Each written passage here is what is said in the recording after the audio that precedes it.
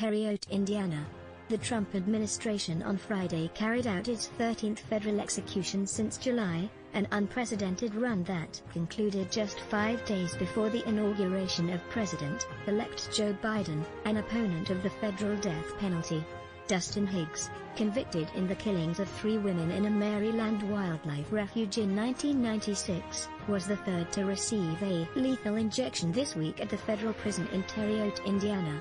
President Donald Trump's Justice Department resumed federal executions last year following a 17-year hiatus. No president in more than 120 years had overseen as many federal executions.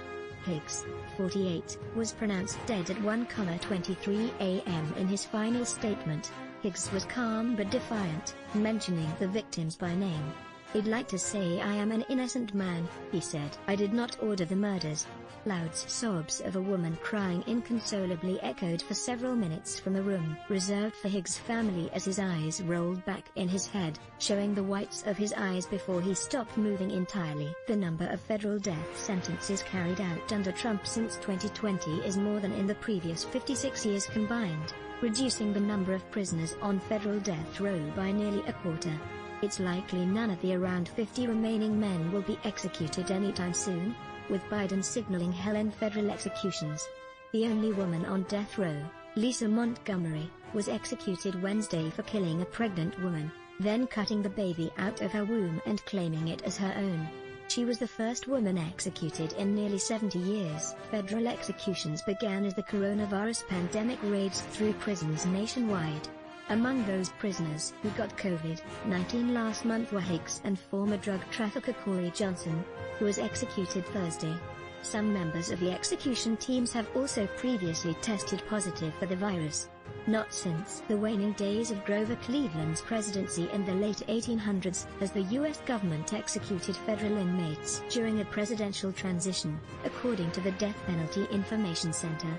Cleveland's was also the last presidency during which the number of civilians executed federally was in the double digits in one year, 1896. During Cleveland's second term. Related, Lisa Montgomery becomes first woman executed by feds in 67 years more. Trump's execution spree reflects death penalty system shaped by racial bias, critics say. In October 2000, a federal jury in Maryland convicted Higgs of first-degree murder and kidnapping in the killings of Tamika Black, 19, Miss Han Chin, 23, and Tanji Jackson, 21.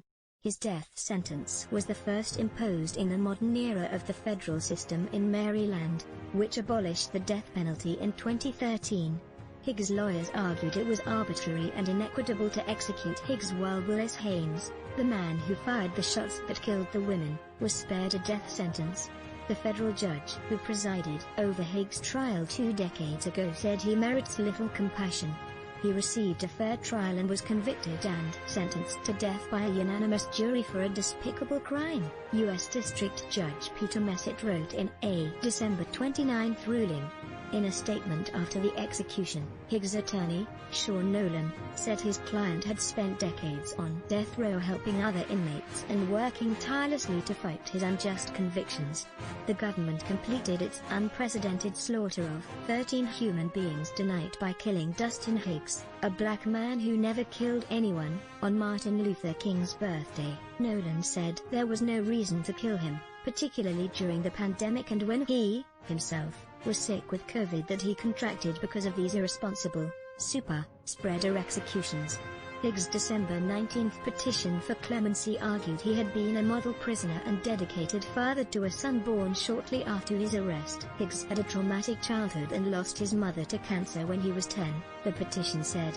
Mr. Higgs' difficult upbringing was not meaningfully presented to the jury at trial, his attorneys wrote.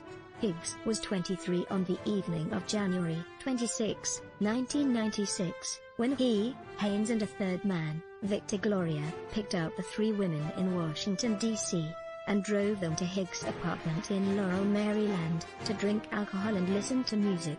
Before dawn the next morning, an argument between Higgs and Jackson prompted her to grab a knife in the kitchen before Haynes persuaded her to drop it. Gloria said Jackson made threats as she left the apartment with the other women and appeared to write down the license plate number of Higgs' van. angering him. The three men chased after the women in Higgs' van. Hines persuaded them to get into the vehicle. Capital punishment: U.S. executes Virginia gang killer despite COVID-19 infection. The 12th inmate put to death during Trump administration instead of taking them home. Higgs drove them to a secluded spot in the Patuxent National Wildlife Refuge, federal land in Laurel. Aware at that point that something was amiss, one of the women asked if they were going to have to walk from here, and Higgs responded something like that, said an appeals court ruling upholding Higgs' death sentence. Higgs handed his pistol to Haynes, who shot all three women outside the van before the men left, Gloria testified. Gloria turned to ask Higgs what he was doing, but saw Higgs holding the steering wheel and watching the shootings from the rearview mirror, said the 2013 ruling by a three-judge panel of the 4th U.S. Circuit Court of Appeals. Investigators found Jackson's day planner at the scene of the killings. It contained Higgs' nickname, Bones, his telephone number, his address number and the tag number for his van. Chin worked with the children's choir at a church, Jackson worked in the office at a high school, and Black was a teacher's aide at National Presbyterian School in Washington, according to the Washington Post. On the day in 2001 when the judge formally sentenced Higgs to death, Black's mother, Joyce Gaston, said it brought her little solace, the Post reported. "It's not going to ever be right in my mind," Gaston said. "That was my daughter. I don't know how I'm going to deal with it."